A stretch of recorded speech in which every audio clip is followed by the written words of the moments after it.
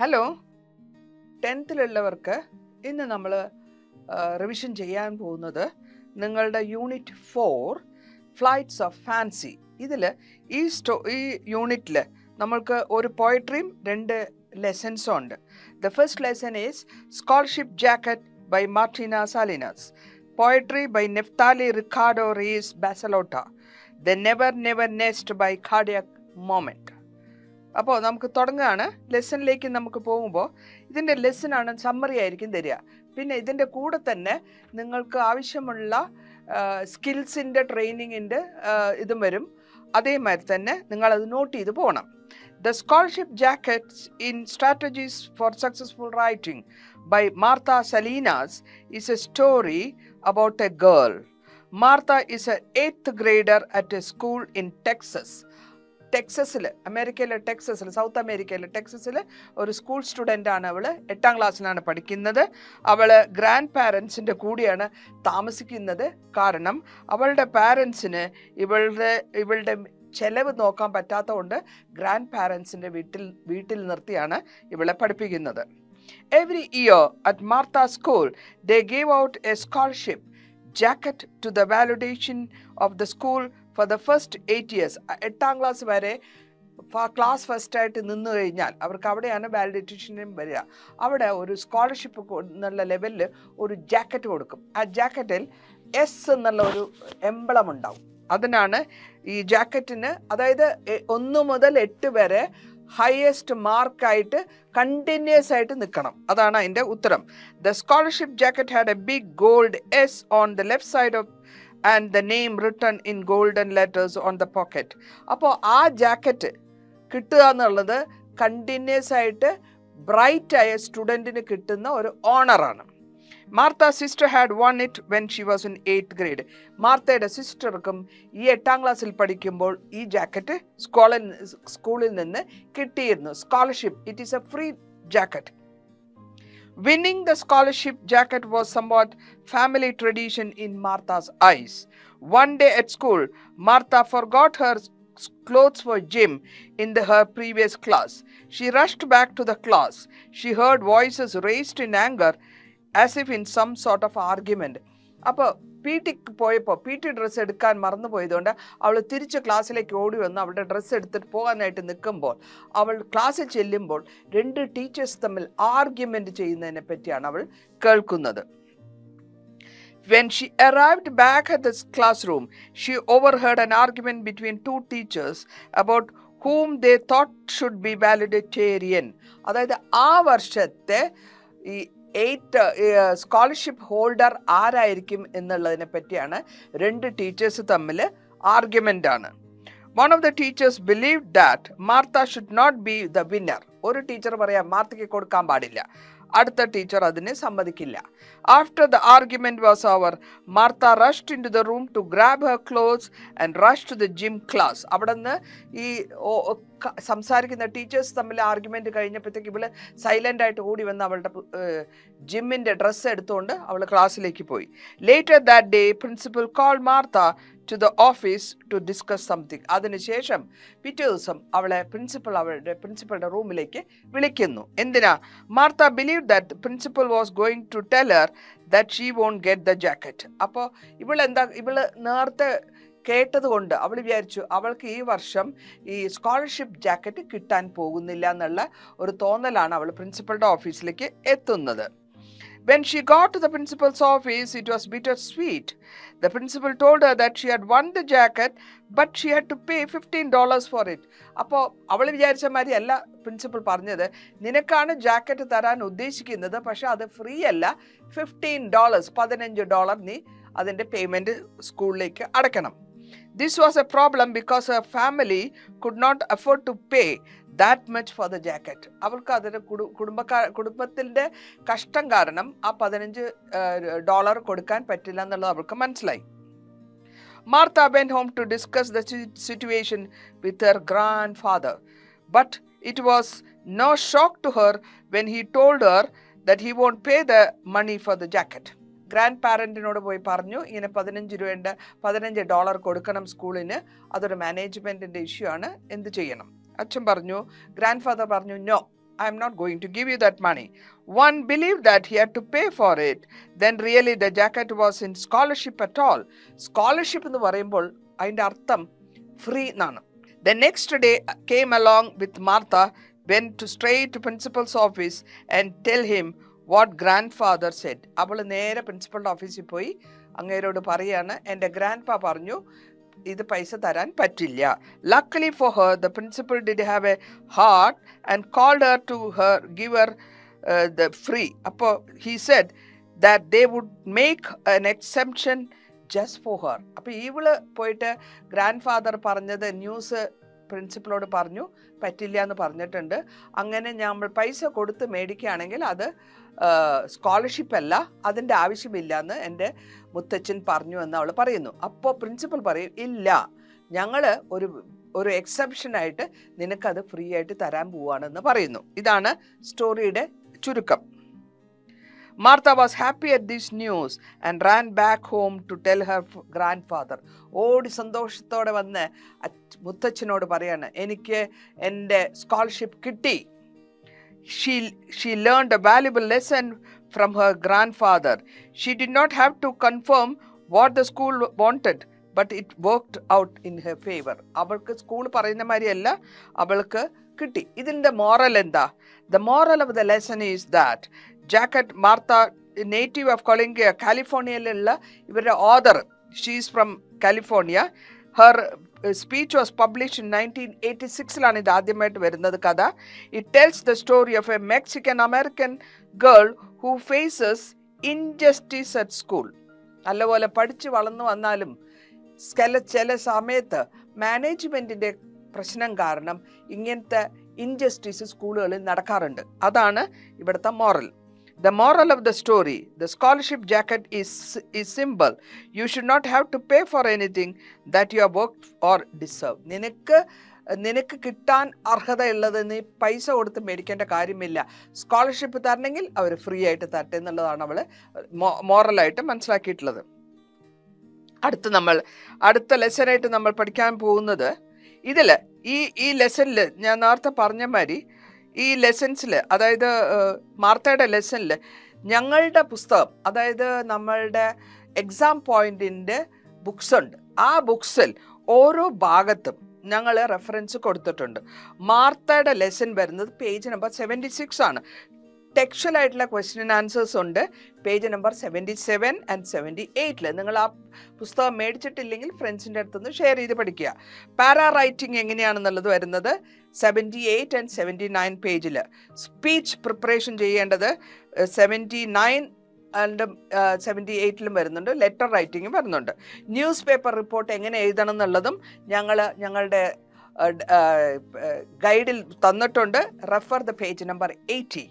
And hard words matching അതും page number 81 ഉണ്ട്. ഇനി അടുത്ത ലെസണിലേക്കാണ് ഞാൻ പോകുന്നത്. അടുത്ത ലെസൺ എന്ന് പറയുന്നത് പോയട്രിയാണ്. The lesson called poetry.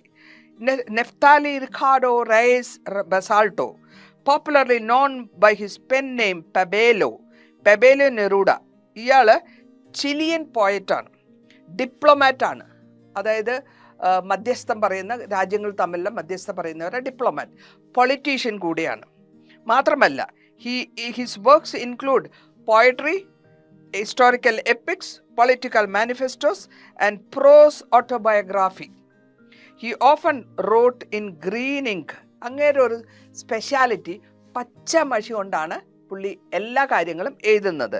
Which was his personal symbol for desire and hope. അതിനെ കറുത്ത മഷിയോ ചുമന്ന മഷിയോ അല്ല, ബ്ലൂ ഇങ്കുമല്ല, പച്ച മഷിയിലാണ് ഉപയോഗിക്കുന്നത്. ആ പച്ച മഷി ഉപയോഗിച്ച് എഴുതുന്നതിൻ്റെ അർത്ഥം desire and hope. He won the Nobel Prize in Literature in 1971. Nobel prize winner കൂടിയാണ്. ഇനി ഈ പദ്യത്തിൽ കൂടെ എന്താണ് പറയുന്നതെന്ന് നോക്കാം. പോയട്രി പറയുന്നത്, in this piece the author speaks not only as if he found his calling for his passion but more so that it found him.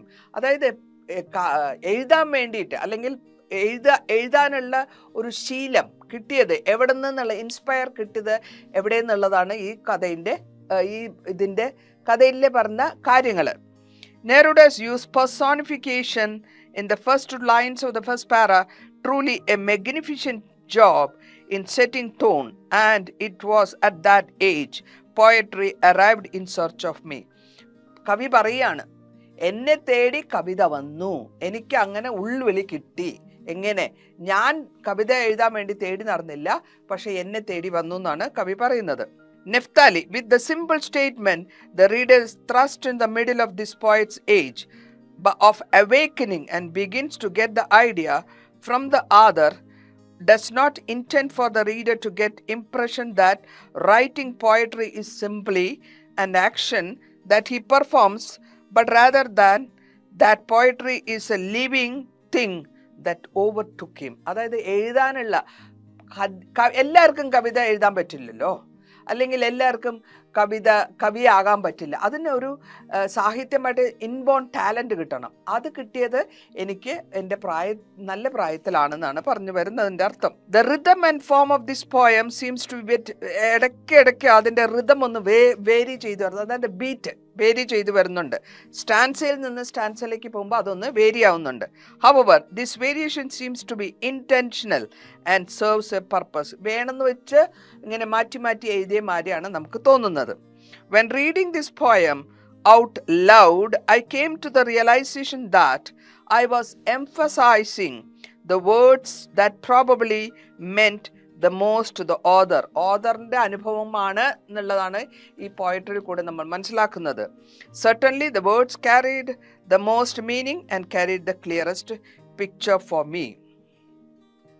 Naphtaliൻ്റെ the poem is quite formal in diction, അതായത് വേർഡ്സിൻ്റെ using words that evoke strong images and emotions such as disappearing and rather than just saying figuring it out. അപ്പോൾ ആ വേർഡ്സിൻ്റെ diction എന്നാണ് അതിന് പറയുക. അത് വളരെ കാര്യമായിട്ട് പറയുന്നുണ്ട്. I believe that more elegant and formal manner of speaking is part of what such gives a clear and noticeable ടോണും വളരെ വ്യത്യാസമായിട്ട് നമുക്ക് മനസ്സിലാവും. The formal style of writing also gives a reader a sense that this poet is writing of something of such great importance to him that he did not want his words overlooked or ignored. This poem clearly carries a very passionate, inspiring tone throughout its entity. തുടക്കം മുതൽ അവസാനം വരെ ഒരു passionate ആയിട്ടുള്ള ഒരു റൈറ്ററിൻ്റെ passion അല്ലെങ്കിൽ ഒരു ഇൻട്രസ്റ്റിനെ ഇതിൽ കാണിക്കുന്നു. ഈ പോയട്രീൻ്റെ വേർഡ് മീനിങ് ഒക്കെ ഞങ്ങൾ എക്സാം പോയിന്റിൻ്റെ ഗൈഡിൽ പേജ് നമ്പർ 82 ക്ലിയർ ആയിട്ട് കൊടുത്തിട്ടുണ്ട്. ഓരോ വേർഡിൻ്റെ മീനിങ്ങും അതേമാതിരി ഫ്രേസസും കൊടുത്തിട്ടുണ്ട്. അതേമാതിരി തന്നെ ക്വസ്റ്റ്യൻ ആൻസേഴ്സ് വന്ന് കൊടുത്തിട്ടുള്ളത് പേജ് നമ്പർ 83. അലിട്രേഷനും ഇമേജിനെ പറ്റി ഞങ്ങൾ കൊടുത്തിട്ടുള്ളത് 84 പേജിലാണ്. The poet begins by saying that he does not know where the poetry arrived from, but it came to him in searching him. എന്നെ തേടി പോയട്രി വന്നു എന്നാണ് കവി പറയുന്നത്. ഞാൻ പോയട്രിയുടെ പിന്നാലെ പോയതല്ല, എഴുതാൻ വേണ്ടി പ്രാക്ടീസ് ചെയ്തല്ല, പക്ഷെ എന്നെ തേടി പോയട്രി എൻ്റെ മനസ്സിലേക്ക് വന്നു എന്നാണ് പറഞ്ഞത്. It was not a call or a song, nor it was a silence, but it was summoned. എനിക്ക് അടിച്ചേൽപ്പിച്ച മാതിരി തോന്നി. The use of winter, river, branches indicates that nature inspires him to write poetry. ഇതൊക്കെ ഭൂമിയിൽ കാണുന്ന കടല്, river, വെള്ളം എല്ലാം എന്നെ ഇൻസ്പയർ ചെയ്തുകൊണ്ടിരുന്നു, പോയട്രി എഴുതാനുള്ള ഉത്സാഹം കിട്ടിക്കൊണ്ടിരുന്നു എന്ന് പറയുന്നു. Before poetry, the poet was missing a piece of himself. When it touched him, he was complete. അപ്പോൾ പോയട്രി എനിക്ക് എഴുതാനുള്ള ഉൾവിളി വരുന്നതിന് മുമ്പ് ഞാൻ കംപ്ലീറ്റ് ആയിരുന്നില്ല, ഞാനൊരു ഇൻകംപ്ലീറ്റ് ആയ പേഴ്സൺ ആയിരുന്നു. Poetry gave him identity, gave meaning to this life. Poetry എഴുതാൻ തുടങ്ങിയ ശേഷമാണ് ജീവിതത്തിൽ ഒരു അർത്ഥം കണ്ടത്. When the poet was first struck with the inspiration, he left speechless and fire ignited, passion blinded. It was something inside of him awakened. എൻ്റെ മനസ്സിൻ്റെ അകത്തുനിന്ന് എന്തോ ഒരു പ്രത്യേകമായിട്ടുള്ള ഒരു വിചാരം എനിക്ക് കിട്ടി. He then constructed the force and summoned and began his journey to write. He wrote whatever came to him, sense and nonsense. But when he wrote, it unfolded a new world for him, a world of endless possibilities and meanings and galaxy of opportunities. ഒരുപാട് chances എനിക്ക് കിട്ടുന്ന മാതിരിയാണ് എനിക്ക് തോന്നിയത്. കാരണം അത്രയും വരുമ്പോഴത്തേക്കും നമുക്ക് മനസ്സിലാക്കാൻ പറ്റും ഓട്ടോബയോഗ്രാഫിയിലാണ് കൂടെയാണ് ഇത് പോയിക്കൊണ്ടിരിക്കുന്നത് എന്ന്. He describes himself as a tiny being who is drunk with the starry void and immersed in mystery. He has now become part of the abyss. The poet is revolving with the stars and his heart is finally free. എഴുതാൻ തുടങ്ങിയപ്പോഴാണ് എനിക്ക് ആത്മാവിന് ഒരു freedom കിട്ടിയ മാതിരി എനിക്ക് തോന്നിയെന്ന് കവി പറയുന്നു. Alliteration and images. അലിറ്ററേഷൻ എന്ന് വെച്ചാൽ എന്താന്ന് വെച്ചാൽ, alliteration is the repetition of initial consonant sounds of a serious words with a phrase or a line. ഇങ്ങനെ പറഞ്ഞു വരുന്നതിനാണ് alliteration എന്ന് പറയാം. Words used to create picture are called images.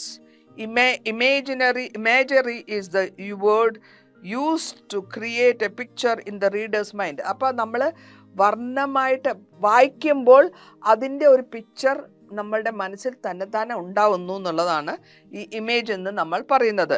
ഇതും നമ്മളുടെ പേജ് നമ്പർ 84 ഞങ്ങളുടെ ബുക്കിൻ്റെ എക്സാം പോയിന്റിൻ്റെ ഗൈഡിൻ്റെ 84 പേജിൽ ഇതിനെപ്പറ്റി ഞങ്ങൾ പരാമർശിച്ചിട്ടുണ്ട്. ഇതിൻ്റെ മോറൽ എന്താ? There is nothing fulfilling as creating something beautiful and finding that one thing which reaches so deeply into the soul that would realize it was a hold of you, will never let it go. നമുക്ക് സന്തോഷം തരുന്നത് ഏതാണോ അത് നമ്മൾ ചെയ്യുമ്പോൾ അത് നമ്മളുടെ ജീവിതകാലം മുഴുവൻ കൂടെ ഉണ്ടാകും, അത് നമ്മൾ വിട്ടുപോകില്ല എന്നുള്ളതാണ് ഇതിൻ്റെ മോറൽ. ഇനി അടുത്ത ലെസണിലേക്ക് കടക്കുകയാണ് ഞാൻ. അടുത്ത ലെസൺ, അതായത് ഈ യൂണിറ്റിൻ്റെ അവസാനത്തെ lesson, the never nest, one act play by ക്രെഡിക് മൗണ്ട്. ഇതാണ് ഈ വൺ ആക്ട് പ്ലേ എന്ന് വെച്ചാൽ ഡ്രാമ. അപ്പോൾ ഇവിടെ ജാക്ക് ആൻഡ് ജില്ലും യങ്സ്റ്റേഴ്സാണ്, മാരി ചെയ്തിട്ടുള്ള കപ്പിളാണ്. അവർക്കൊരു കുട്ടി കൂടിയുണ്ട്, സ്മോൾ ബേബിയുണ്ട്. വൺ ഡേ ആണ്ട് ജെയിൻ വിസിറ്റ്സ് ദെയർ റെസിഡൻസ്. അവർ വീട്ടിൽ, ജെയിൻ എന്ന് പേരുള്ള ആണ്ട് അവരുടെ വീട്ടിലേക്ക് വരുന്നു. അവിടെ വന്നു കഴിഞ്ഞ ശേഷം ആണ്ട് കാണുന്നത് എന്താണ്? ആണ്ട് John was astonished to discover that despite the low salary of Jack, they were living in a beautiful house with all sorts of comforts like radiogram, piano, car and a refrigerator. അവർ ആണ്ട് വന്ന് നോക്കുമ്പോൾ Jack and ജില്ലിന് വലിയ ശമ്പളമൊന്നുമില്ല, പക്ഷേ ഒരു കുട്ടിയുണ്ട്. ഇവർ താമസിക്കുന്ന വീട് ഭയങ്കര വെൽ സെറ്റപ്പ് ചെയ്തിട്ടുള്ള വീടായിട്ടാണ് ആണ്ടിന് മനസ്സിലായത്. Aunt Jane was so shocked that she begins to wonder whether she had given them 2,000 pounds or 200 pounds on their wedding. അപ്പോൾ അവർ വിചാരിച്ചു ഞാൻ കൊടുത്ത പൈസ കല്യാണ സമയത്ത് അവന് കൊടുത്ത ഗിഫ്റ്റ് അവർ വേസ്റ്റ് ചെയ്തിട്ടുണ്ടോ എന്നാണ് ആണ്ടിന് തോന്നല്. She question how Jack and Jill could purchase all these things if she had not given them 2,000 pounds. അവർ ചോദിച്ചു ഞാൻ നിനക്ക് 2,000 pounds തന്നത് മുഴുവനും ഈ സാധനങ്ങളൊക്കെ മേടിച്ച് തീർത്തോ എന്നാണ് ആൻറ്റി ചോദിക്കുന്നത്. അപ്പോൾ because Jal was house wife, ജില്ല് ലേഡിയാണ്, അവർക്ക് ജോലിയില്ല. ആൻഡ് ജാക്ക് ആണെങ്കിലോ ഒരു ചെറിയ സാലറിയിൽ വർക്ക് ചെയ്യുന്ന ആളാണ്. അപ്പോൾ ആൻറ്റ് ചോദിക്കുകയാണ്, when she asked about the rent of the house, ഈ വീടിന് എത്രയാ വാടക എന്ന് ആൻറ്റി ചോദിക്കുന്നു. അപ്പോൾ ജാക്ക് പറയുന്നു, no, we are not giving on rent, we are purchased this, own this house. വീട് മേടിച്ചിട്ടുണ്ട്. He further informs that they had brought the entire house on installments just like they bought all other things. അവർ ഈ പണം കൊടുത്ത് instalment, നമുക്കിവിടെ കേൾക്കാറുണ്ട് instalment, EMI അടയ്ക്കുക, എല്ലാ സാധനങ്ങളും ഇൻസ്റ്റാൾമെൻറ്റിൽ 10 ഇൻസ്റ്റാൾമെൻറ്റ് 12 ഇൻസ്റ്റാൾമെൻറ്റിലേക്ക് സാധനങ്ങൾ കൊണ്ടുവരിക. Aunt Jane realizes that despite the possessing everything they needed in the family, Jack and Jill actually do not anything because they had bought everything on installments. ഇൻസ്റ്റാൾമെൻറ്റിൽ മേടിച്ചാൽ instalment കൊടുത്ത് തീർന്നാലേ നിങ്ങൾക്ക് അത് സ്വന്തമായി എന്ന് പറയാൻ പറ്റുള്ളൂ. അപ്പോൾ ആണ്ടിന് ഇതത്ര താല്പര്യമുള്ള കാര്യമല്ല. Even in their car only one tire and one or two other materials have been purchased by them. അപ്പോൾ അവർ ആണ്ടിന് ഈ ഇൻസ്റ്റാൾമെൻറ്റ് സ്കീമിൽ മേടിക്കുന്നതിനെ പറ്റി വലിയ അഭിപ്രായമില്ല, അവർക്ക് അതിനോട് വിരോധവുമുണ്ട്. The earnings of Jack is only 6 pounds. ഒരു ദിവസത്തെ ഒരു 6 പൗണ്ടാണ് ഒരാഴ്ചയിൽ കിട്ടുന്നത്.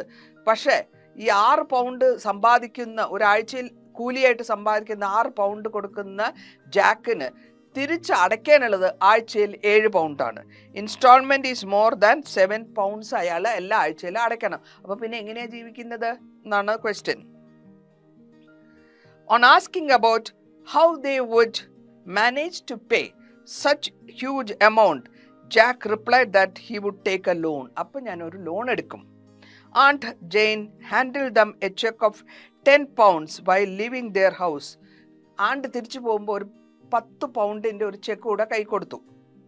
She requested the couple to make at least one article completely their own using the given money. അപ്പം ഞാൻ ഈ 10 പൗണ്ടിൻ്റെ ചെക്ക് തരണില്ലേ, ഏതെങ്കിലും ഒരു സാധനം നിങ്ങൾ സ്വന്തമായിട്ട് മാറ്റൂ, ഇൻസ്റ്റാൾമെൻറ്റ് കൊടുക്കുന്നത് തീർത്തു എന്നുള്ളതാണ് ആൻറ്റി പറഞ്ഞതിൻ്റെ അർത്ഥം.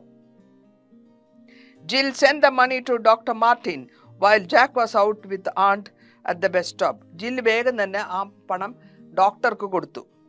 When Jack came back and asked Jill that he wanted to pay 2 months installments on the car using the given money, അവൻ തിരിച്ചു വന്നു. ജാക്ക് വന്നു ചോദിച്ചു, ആണ്ട് തന്ന പൈസ അങ്ങോട്ട് തന്നെ, ചെക്ക് തന്നെ, എനിക്ക് കാറിൻ്റെ ഇൻസ്റ്റാൾമെൻറ്റ് കൊടുക്കണം.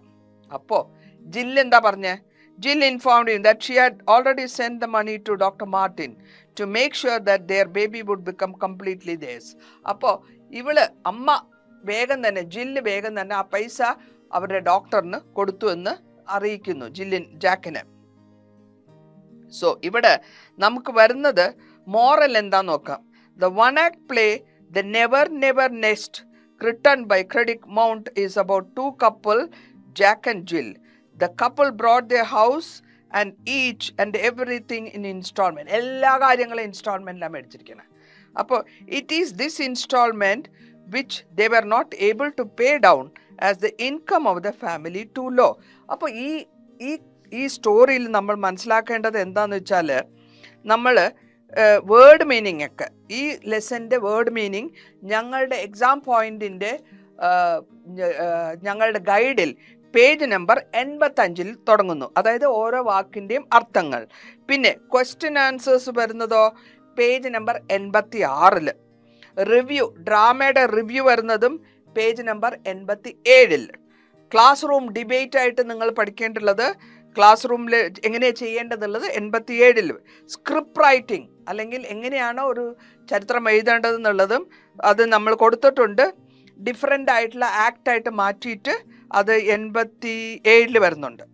ഇതേമാതിരി സെറ്റിംഗ് ഉണ്ട്, സെറ്റിംഗ് ഡ്രാമയുടെ സെറ്റിങ്സും അതേമാതിരി ഡയലോഗും. അപ്പോൾ ഇങ്ങനെയൊക്കെ വരുമ്പോഴത്തേക്ക് നമുക്ക് റിപ്പോർട്ടഡ് സ്പീച്ച് ആണെങ്കിൽ വരുന്നത്, The moral comes out of the play that materials are not like nest of baby birds. They should be limited for some time. They don't retain throughout their lives. Investing everything on buying the worldly pleasures don't give you much happiness. ഇതാണ് ഇതിൻ്റെ അവസാനം. നമ്മൾ കടം മേടിച്ച് അല്ലെങ്കിൽ instalment മേടിച്ച് കൊടുക്കാൻ പറ്റാണ്ട് വിഷമിക്കരുത് എന്നുള്ളതാണ് ഇതിൻ്റെ രത്ന ചുരുക്കമായിട്ടുള്ളത് വരുന്നത്. അപ്പോൾ നമ്മൾക്കിവിടെ ഓരോ പോയിന്റിലും ഓരോ സ്കില്ല് നമുക്ക് പഠിക്കാനുണ്ട്. നിങ്ങളുടെ ലെസൺസിൽ കൂടെ ലെസൺ വായിച്ചു പോയാൽ നിങ്ങൾക്കത് മനസ്സിലാക്കും. ആ സ്കിൽസിനെ പറ്റിയാണ് ഞാൻ നേരത്തെ പറഞ്ഞത്.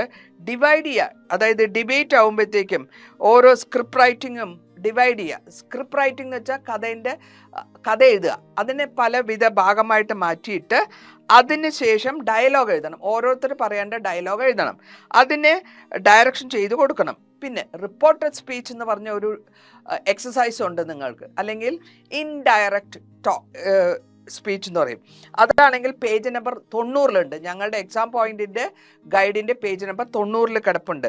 അവിടെ നിങ്ങൾ റിപ്പോർട്ടഡ് സ്പീച്ച് എങ്ങനെയാണ് ചെയ്യേണ്ടതെന്ന് വെച്ചാൽ, ആദ്യം തന്നെ അത് കണ്ടുപിടിച്ചിട്ട് വേർഡിൻ്റെ ഓർഡർ കണ്ടുപിടിക്കണം, ടെൻസ് കണ്ടുപിടിക്കണം, ക്വസ്റ്റ്യൻ മാർക്ക് കൊടുക്കണം, ഫുൾ സ്റ്റോപ്പ് കൊടുക്കണം, നോ കൊട്ടേഷൻ. റിപ്പോർട്ടഡ് സ്പീച്ച് എഴുതുമ്പോൾ ഈ ഇൻവേർട്ടഡ് കോമാസിലെല്ലാം കൊട്ടേഷൻ കൊടുക്കാൻ പാടില്ല, അതിനെ പാസ്റ്റ് ടെൻസിലേക്ക് മാറ്റുകയും ചെയ്യണം. എഡിറ്റിംഗ് എന്നുള്ള ഒരു എക്സസൈസ് ഉണ്ട് നിങ്ങൾക്ക്. അത് വരുമ്പോൾ ക്വസ്റ്റ്യൻ പേപ്പറിൽ എഡിറ്റിംഗ് എന്ന് ചോദിക്കുകയാണെങ്കിൽ നിങ്ങൾക്ക് റെഫറൻസ് ചെയ്യേണ്ടത് ഞങ്ങളുടെ പുസ്തകത്തിൻ്റെ എക്സാം പോയിൻറ്റിൻ്റെ ഗൈഡിൻ്റെ പേജ് നമ്പർ 90. അപ്പോൾ അങ്ങനെ നിങ്ങൾ ഞങ്ങളുടെ എക്സാം പോയിൻറ്റിൻ്റെ ഗൈഡ് വെച്ചുകൊണ്ട് ലെസനും കൂടെ പ്രിപ്പയർ ചെയ്ത് പോയാൽ നിങ്ങൾക്ക് നല്ല വിധത്തിലുള്ള സ്കോർ കിട്ടും. നല്ല വിധത്തിലുള്ള ഇംഗ്ലീഷിൻ്റെ റൈറ്റിംഗ് സ്കില്ലും ഡെവലപ്പ് ആവും. I wish you all the best, very best for your forthcoming examination, Christmas examinations. Wish you all the best. Study well, eat well, sleep well, reach the school early and read the questions well, arrange it in order and write the exam. Wish you all the best once again. Thank you.